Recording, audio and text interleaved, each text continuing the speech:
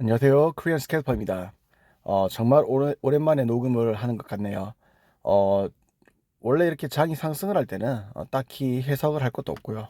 그리고 또 오르고 있다 보니까 그렇게 걱정이 되는 것도 크게는 없습니다. 다만 제가 며칠 전에 한번 녹음을 하고 싶었었는데 그 이유가 뭐냐면 뭔가 되게 부자연스럽다라는 느낌을 많이 받았었어요. 이게 달러 지수든 아니면 유가든 그리고 또 자산시장의 그런 지표라든지 모든 것들이 너무 이렇게 어색해서 이게 좀 하락이 오지 않을까 생각을 했었는데 저도 사람이고 그리고 저도 투자가다 보니까 뭔가 자꾸 한쪽으로 이렇게 편향된 시선으로 시장을 바라보는 게 아닌가라는 생각도 했었습니다.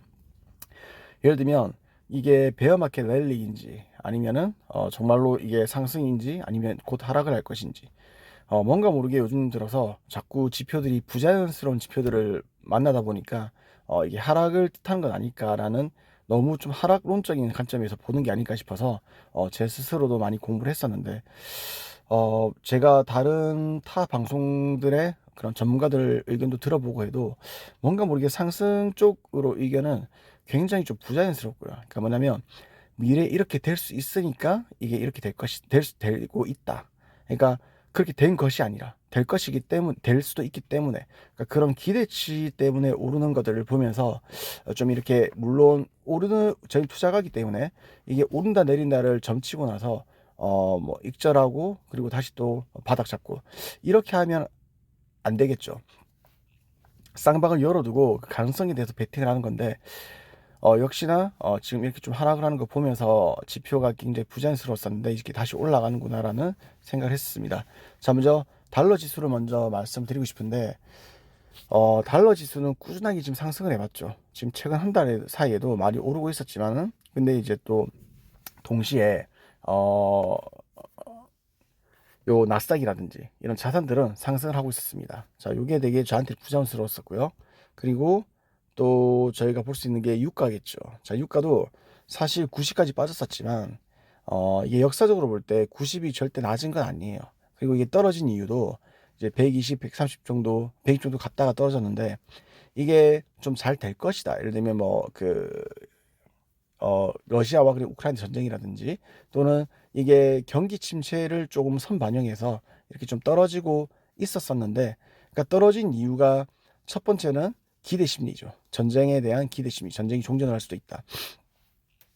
두 번째는 경기 침체를 우려해서 그러니까 수요 둔화로 인해서 이게 떨어질 수도 있다라는 거를 반영을 했던 건데 둘 다 결과적으로는 첫 번째는 그냥 기대고요. 두 번째는 부정적인 뉴스이기 때문에 근데도 불구하고 유가가 달리고 있다라는 게 전 좀 이해하기 어려웠었고 그리고 보면은 지금 제가 누차 말씀드렸었지만 뭐 이런 것도 다 중요하지만 이게 결과적으로 국채 금리예요. 국채 금리가 아직도 지금 역전 현상이죠. 지금 2년물이 더 높고 5년물이 그다음 그리고 10년 국채가 더 낮은데 이렇게 되면 당연히 대출에 대해서 조금 은행들의 그 움직임이 둔화될 수밖에 없고요. 그리고 보수적으로 될 수밖에 없겠죠. 왜냐하면 예대 마진이 되게 적어지니까요. 왜냐하면은 이게 은행들은 짧게 빌려서 길게 대출해 주거든요. 근데 이게 수익이 오히려 마이너스가 될 수 있기 때문에 이제 이런 것들이 영향을 또 알게 모르게 끼치고 그리고 역사적으로 6개월에서 이런 게 일어나게 되면 6개월에서 1년 사이에 큰 한 번의 이런 크래시가 나타날 수 있다라는 걸 저희가 잊으면 안 되겠죠.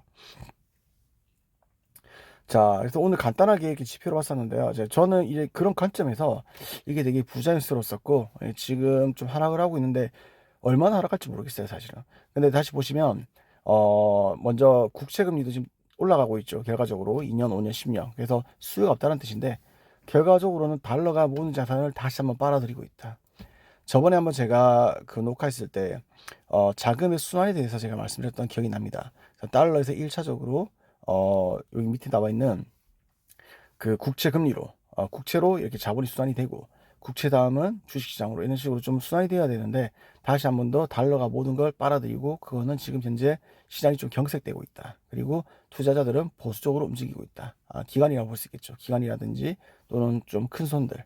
그래서 어, 이 모든 게 풀려고 하면은 좀 예상된 그런 뭐 이런 기대보다는 뭔가 좀 이렇게 활로가 나와야 되지 않을까. 예를 들면 금리를 올리는 거를 멈춘다라는 그런 뉴스가 나온다라든지, 적어도 아니면은 러시아와 우크라이나가 종전을 한다라든지, 그렇지 않다면 러시아와 이런 국가들에서, 러시아보다는 이제 사우디 쪽이 되겠죠. 이게 증산을 한다라든지, 그렇지 않다면 차라리 경기 침체가 오히려 오는 게 더 나을 수 있어요. 제 개인적인 의견으로는. 이게 자산 시장은 힘들 수 있겠지만은 한번 쭉 빠졌다가 그러면은 이제 유가도 빠지고 다 이렇게 좀 달러 지수도 좀 더 올라가겠지만 고점을 찍고 내려올 수 있다는 얘기죠. 근데 지금처럼 뭔가 이렇게 기대 심리로 다시 한번 더 랠리가 일어나게 되면은 사실 페드 쪽에서는 어 금리 인상을 조금 더 서두를 수도 있겠죠. 이렇게 해도 이게 보면은 그렇게 크래시가 일어나지 않는구나, 자산시장은 건재하구나라는 걸 생각할 수 있다는 얘기죠. 그래서 제가 오늘 드리고 싶었던 말씀은, 뭔가 지표들이 부자연스러울 때 그거를 그 뒤에 배운 뉴스들에 대해서 한번 더 생각을 해보시고요. 저 같은 경우는 물론 저도 투자를 하고 있지만 사실 일부는 현금화 시켰다가 다시 어제 조금 들어갔습니다. 그리고 분할로 제가 예약 매수로 걸어 넣었고요. 그래서 그런 식으로 접근하시고 좋지 않을까.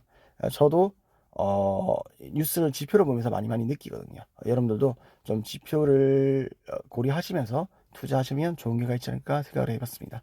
네, 감사합니다. 좋은 하루 되시기 바랍니다.